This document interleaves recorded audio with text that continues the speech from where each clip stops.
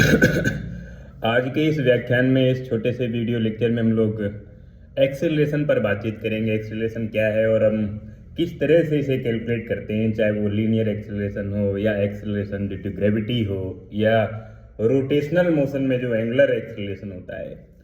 Acceleration का मतलब होता है वेलोसिटी में टाइम के रिस्पेक्ट में कितना चेंज आता है, कितने टाइम में कितनी वेलोसिटी चेंज हो गई।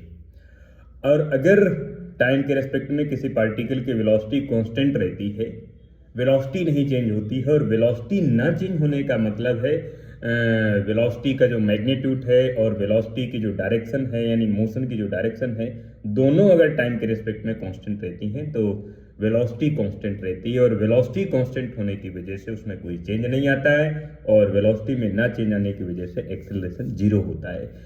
एक्सेलरेशन पहले हम बातचीत करें लीनियर एक्सेलरेशन की, जो लीनियर डिस्प्लेसमेंट का सेकेंड डेरिवेटिव फंक्शन होता है।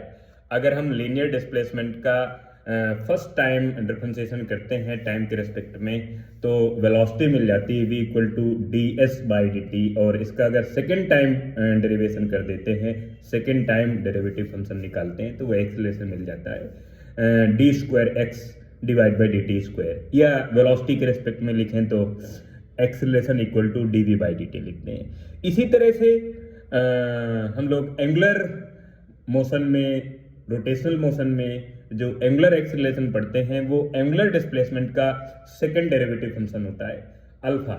Alpha equal to D square theta divide by D T square, या D omega by D T, इस तरह से लिख सकते हैं। एक्सेलरेशन ड्यू टू ग्रेविटी का मतलब ये होता है कि जैसे ही कोई ऑब्जेक्ट ग्रेविटी के इफेक्ट की वजह से डाउनवर्ड मूव करता है या अपवर्ड मूव करता है, डाउनवर्ड मूव करने की वजह से इसके वेलोसिटी इंक्रीज होती है, तो कितने टाइम में कितनी इसकी वेलोसिटी इंक्रीज हो गई। और अगर अपवर्ड मोशन कर रहा है, ग्रेविटी के अपोजिट डायरेक्शन में जा रहा है, तो इसकी वेलोसिटी डिक्रीज होती है, तो कितने टाइम में कितनी डिक्रीज हो गई। तो एक्सेलरेशन का मतलब ही यही है कि कितने टाइम में कितनी वेलोसिटी चेंज हो रही है, change of rate of velocity with respect to time. Time के रिस्पेक्ट में किसी भी पार्टिकल की वेलोसिटी कितनी चेंज हो रही है, वो इंक्रीज भी हो सकती है, डिक्रीज भी हो सकती है। अगर कांस्टेंट है वेलोसिटी तो एक्सेलरेशन जीरो है, अगर वेलोसिटी इंक्रीज हो रही है तो एक्सेलरेशन पॉजिटिव है और इसकी डायरेक्शन अलोंग द मोशन होगी। और अगर पार्टिकल की वेलोसिटी डिक्रीज हो रही है तो एक्सेलरेशन नेगेटिव होगा, जिसे रिटार्डेशन कहते हैं, और इसकी डायरेक्शन मोशन के जस्ट अपोजिट डायरेक्शन में होगी। और ये रिटार्डेशन मोशन का अपोज करता है, और इसकी वजह से पार्टिकल कुछ देर के बाद रेस्ट पर आ जाता है, और जब रेस्ट पर आ जाएगा तो फाइनल वेलोसिटी जीरो हो जाएगी। एक्सेलरेशन पार्टिकल की वेलोसिटी के चेंज ऑफ रेट ऑफ को बताता है कि कितने टाइम में कितनी वेलोसिटी चेंज हो गई, इंक्रीज हुई या डिक्रीज हो गई। कांस्टेंट में वेलोसिटी कांस्टेंट अगर है तो कोई एक्सेलरेशन नहीं है, जीरो एक्सेलरेशन है। और इस टाइप के मोशन को यूनिफॉर्म मोशन कहते हैं, जिसमें एक्सेलरेशन जीरो हो, जिसमें पार्टिकल की वेलोसिटी टाइम के रेस्पेक्ट में कांस्टेंट हो। और अगर पार्टिकल की वेलोसिटी टाइम के रेस्पेक्ट में कांस्टेंट नहीं है, वेरिएबल है, तो एक्सेलरेशन होगा। और अगर एक्सेलरेशन है तो फिर नॉन यूनिफॉर्म कहते हैं। नॉन यूनिफॉर्म मोशन में ऑब्जेक्ट जिस फ्रेम पर मूव कर रहा है उस फ्रेम को non inertial frame of reference कहते हैं। और अगर ऑब्जेक्ट यूनिफॉर्म मोशन कर रहा है और यूनिफॉर्म मोशन जिस फ्रेम पर करेगा उस फ्रेम को इनर्शियल फ्रेम ऑफ रेफरेंस कहते हैं।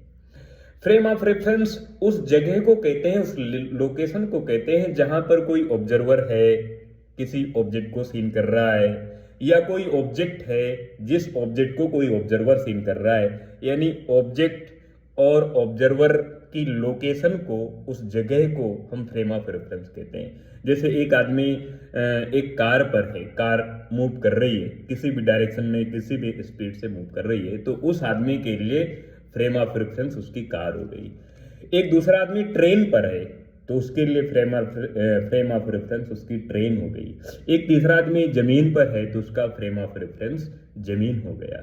एक बॉल है जो ग्राउंड पर पड़ी हुई है, सड़क पर पड़ी हुई है, तो उस बॉल का फ्रेम ऑफ रेफरेंस वो ग्राउंड हो गए, वो जमीन हो गई, वो सड़क हो गई।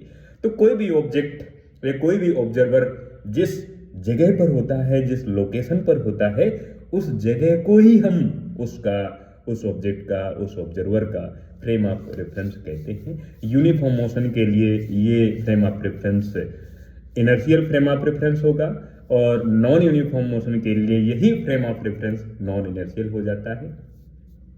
ध्यान रखना है कि न्यूटन के जो नियम हैं, न्यूटन की जो एप्लीकेशन है, वो इनर्शियल फ्रेम ऑफ रेफरेंस के लिए वैलिड है, और खासकर न्यूटन का जो फर्स्ट लॉ है वो इनर्शियल फ्रेम ऑफ रेफरेंस के लिए वैलिड है। उसमें फोर्स की वैल्यू 0 होती है, एक्सेलरेशन 0 होता है, और किसी भी टाइप का कोई एक्सेलरेशन नहीं होता है।